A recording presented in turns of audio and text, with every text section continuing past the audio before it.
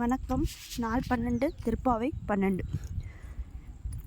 கனைத்திலங்கற்றருமை கன்றுக்கு இறங்கி நினைத்து முளை வழியே நின்று போல் சோர நனைத்தில்லம் சேராகும் நற்செல்வன் தங்காய் பனித்தலை வீழ நின் வாசல் கரை பற்றி சினத்தினால் தென்னிலங்கை கோமானைச் செற்று மனத்துக்கு இனி யானை பாடவும் நீ வாய் திறவாய் இனித்தான் எழுந்தீராய் ஈதென்ன பெரு திழக்கம் அனைதிலத்தாரும் அறிந்திலோரம்பாவாய்.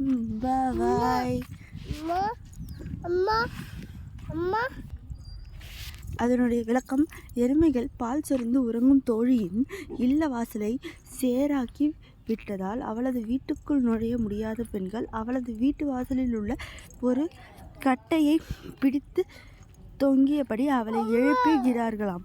இந்த பாடலில் தலையிலோ பனி பெய்கிறது. மார்கழியிலிருந்து குளிர் தாங்காமல் வெந்நீரில் குளிப்பவர்கள் இவர்கள் மட்டும் கஷ்டத்தை உணர வேண்டும். கீழே பால் வெள்ளத்தால் குளிர்ச்சி, மீது பனியின் குளிர்ச்சி.